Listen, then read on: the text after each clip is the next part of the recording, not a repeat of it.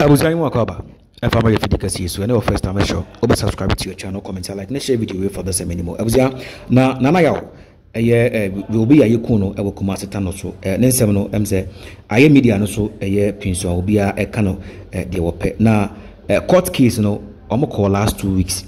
and a court agenda case no, and I was also call a year last week. Now, case no, nana ya swa a demoa, one more encore case in a so. Na afedia who say case ne poma sebreni na chiwa tujagu. That's the first time I say chiwa social media assembly about na ngabetum chiwa ba bonten e de ensembi abetudwa e de afa na ya woni wo ne ho abema abusua no hyeden owie e na wama ye vivid explanations bi efa time ni data meka se abusua no ebetena anytime a court no ebe fa asem no na afi wo matumi edi asem na bebi a no kweda no wo matumi edi ato abusam yenkoi na afi yenkoti nsem na chiware betu dwane mu nkyerem yeba yebeto aso edi ama Jan Santos wale lewa wanitia la jimia kasaso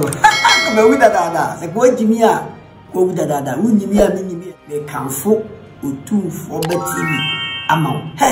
he me Santos se mkoduma ba na se me bla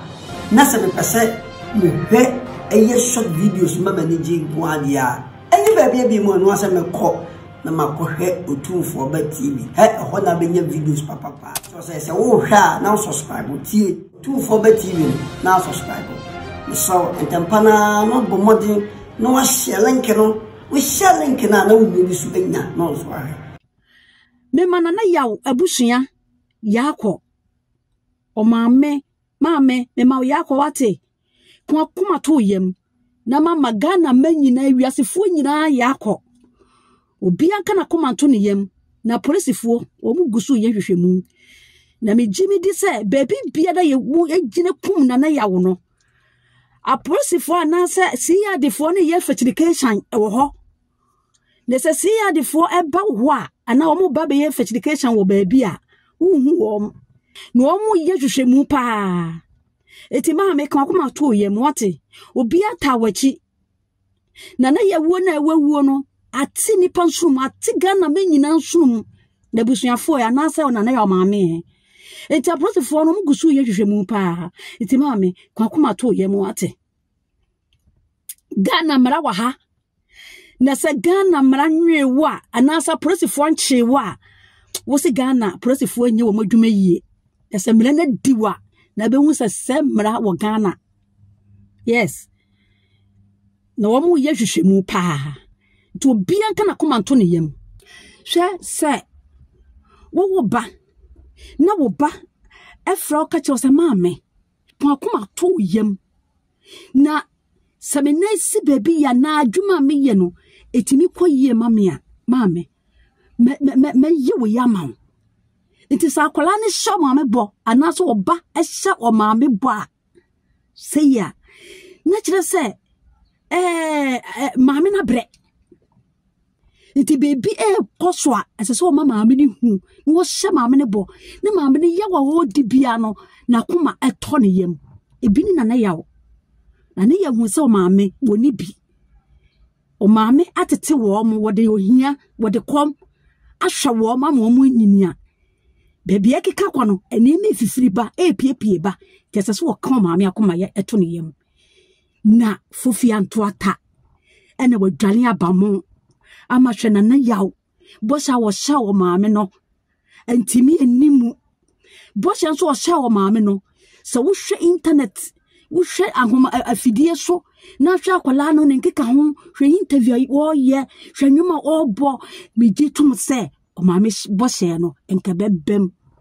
wo dasani etimi agye akwala yi ekra afiri ne nsem enti se maame no de mo hwe maame no se wo ye interview no wo kai bosha ne ba ne hye no a na de komete de bibi ya ye no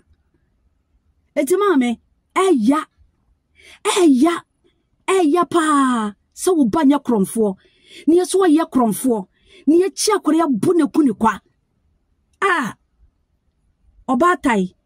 kwa kuma to ye mote mi se nyame ka wo ho na prosifo ye hwehwemu pa ana medi nka aka no me se prosifo gu bia na wo mu kuma kola no wo so me se wo mu ye fertilization wo ho ma me se bibia beto ye wate kwa kuma to ye na Ghana ma eta wachi apolisifoɔ eta wachi ewiase menyina eta wachi wate ya wo bi wo ho a na abusua wo mu no so you oba wo so ya bema wo abusua no wo bo se abraba wo bo ewa abusua ni mu no abusua ni timika so wo gu ye ni mu ase ye wo bi wo ho a wo tun se obabi wo a na asam nye bema bo bi wo ho wo abusua mu tun se kronoi obo krono am ebu ensem ma no nti abusua no wo gu abusua ni mu ase ti abusua no kura bo da pompa ye se ka kwada ye nya no kura ye nche no maye iti se nipa no bokro no ani ye chi no a wose ufiri wose mi fire abusua wo na prosifo ye brebre abusua ni ma no obi edwane minim no ofisa braba wo bo obo wo abusua mu no abusua ne mpe wo gu abusua ni mu ase odofo obi bia na wo ba wo obi a wo abusua mu enkwala ne mranti amosi so misramu mo ma brabo no nya brabo papa emma abusua no na ko bokro no hwe wonya bokro no abusua no obi esuro nti asamba pe ni akaze ha no obi edwane bosi obi yi ba ako ama na wo nko aye de wakọ akotum hwe na ya adie hwe o esansa kwala no wonya basabasa wabusua nim se na ya wo ye basabasa wo na busua mu a ka busua nta na chi sei ka Ghana makura nta na chi sei hwe obi wo ho aye se obi wu a na ye ka na kira sempa obi a wonye hwe a obi akura nsi ho enso hwe na ya de ba ye mu ahunu obi nkwala mabunu mo fantu mo hofo sakola no na ya yakola abone e wabusua nim a enkan krofo hwe namfo hwe Ghana ma hwabrochire fo hwe wiase eta yakola nachi chakola wo kukuro hwe odofo mo subscribe na mo like emaye na de ko bia soso mo beti enka yeso ye di akire ye de bebre mo eda mo ase Diana Santos wale lewa wanitia la jimia fasaso kama wida dada se ko jimia ko wida dada unyimia minyimia me kanfo otumfo betimi ama he me Santos se mkoduma ba na se me bra na se me pese me hwe eye short videos mama ni ji gwadia eni ba bia bi mo no se me ko na makohwe otumfo betimi ho na benya videos papa so se wo hwa na subscribe tie otumfo betimi na subscribe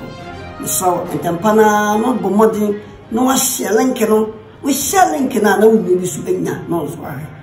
mege won't stop legre shall you do dege why come to dege ayede ayesa boxing amama kai Holyfield ana Tyson anibrim for wasoje emu yede na waga yusu sen eyo Ghana for matrama goma mehwe otumfo ba TV o twa de ha ne de nepa enoma e koso